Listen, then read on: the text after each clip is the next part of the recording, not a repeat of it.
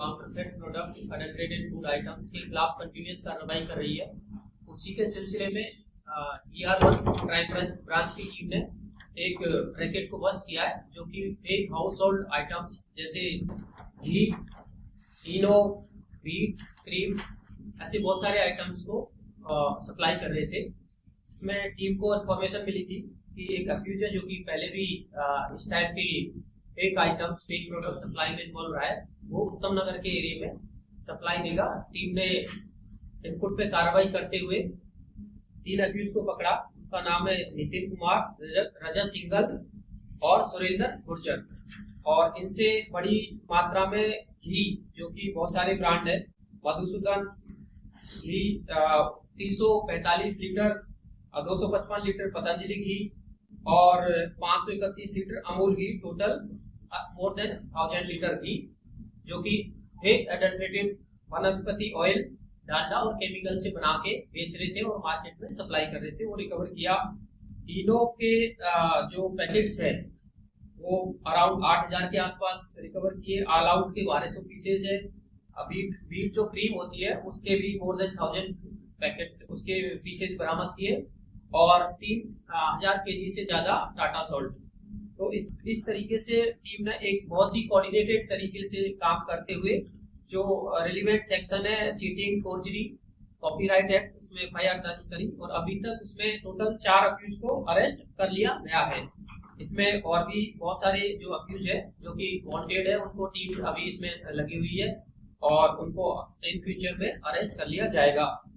इनकी जो अक्यूज है जो काफी लंबे टाइम से काम कर रहे थे, इनकी मैन ये जो जितने भी जो बेचते थे प्रोडक्ट, उसके लिए ये लोग फेक रेपर्स और पैकेजिंग मटेरियल, टिन वगैरह जो ब्रांडेड है उसको मार्केट से परचेज करते थे। उसके बाद घी जिसकी फैक्ट्री ये लोग पंजाबला के एरिया में नितिन और एक दूसरा उसका एसोसिएट था वो चला रहे थे। वहां से उसको भरते और दिल्ली NCR में ब्रांड के रूप में अमूल, पतंजलि उसके रूप में ये बेच रहे थे। इसी तरीके से जो नमक है जिसको टाटा आयोडाइज नमक के रूप में ये लोग बेच रहे थे, वो भी उसका भी रॉ नमक आता है जो कि नॉर्मल बहुत ही कम रेट पर को मिलता था। उसको ये उसकी बहुत ही प्रोडक्ट में मार्केट से परचेज करके फेक पैकेजिंग उसमें भर के और उसको भी बेच रहे थे। इस तरीके से ये अभी तक इसमें टोटल 4 लोगों को अरेस्ट किया जा चुका है। अगर हम कीमत देखें जो जितने भी आइटम्स है ये अराउंड 8 से 10 लाख की कीमत के आसपास होते हैं। लेकिन मेनली ये कि पूरा रैकेट को बस जो कि काफी लंबे टाइम से जो बीच में अरेस्ट भी हुए हैं लेकिन काफी लंबे टाइम से इस टाइप के प्रोडक्ट को सप्लाई कर रहे थे। सर जो सामान है, चाहे वो पतंजलि की है, अमूल है या टाटा नमक है, इनको मैन्युफैक्चरिंग कितनी पड़ती थी और ये आगे कितने पे बेचते थे, मतलब मार्जिन कितना रखते थे? मार्केट में हम नॉर्मल आइटम खरीदेंगे उसकी आधी 50% रेट पे लोग बेच रहे थे। तो उसकी वजह से मार्केट में इनके प्रोडक्ट काफी ज्यादा सर्कुलेशन में थे, जो इनसे इनको इंटरोगेशन पता चला है।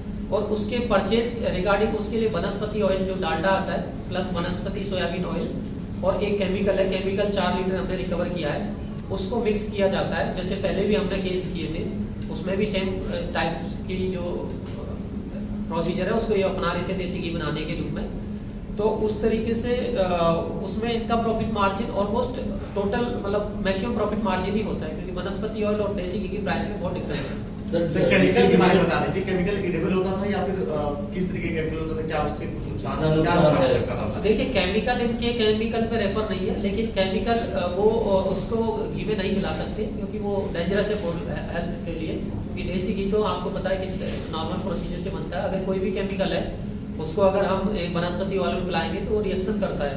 उसका सिर्फ ये परफ्यूम के रूप में काम करता है जिससे कि देसी घी की स्मेल आ जाए, उसके लिए उसको यूज करते हैं। सर चारों आरोपियों का प्रोफाइल क्या है, पहले कितने मामले में सामने? देखिए मेन अक्यूज जो नितिन है, नितिन पहले 2 केस में इन्वॉल्व रहा है। हरियाणा में रोहतक में लाखन माजरा PS है, वहाँ भी अरेस्ट हुआ है पहले, 2025 का ही केस है। उसके बाद उससे पहले शालीमार बाग थाने में भी सेम टाइप के केस में अरेस्ट हो चुका है।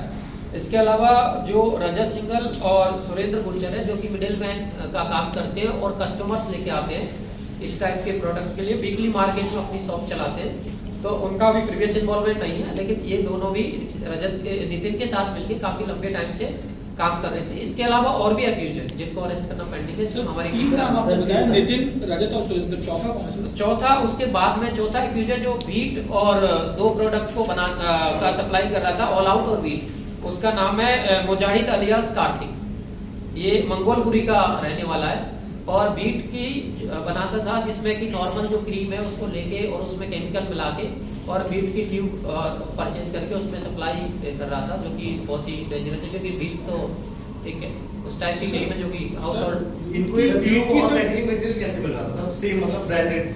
ये एक्चुअल में जो मार्केट में बहुत सारी जगह से जो इस टाइप के ब्रांडेड के टीम बनाते हैं या रैपर्स बनाते हैं, वहां से परचेज करते हैं।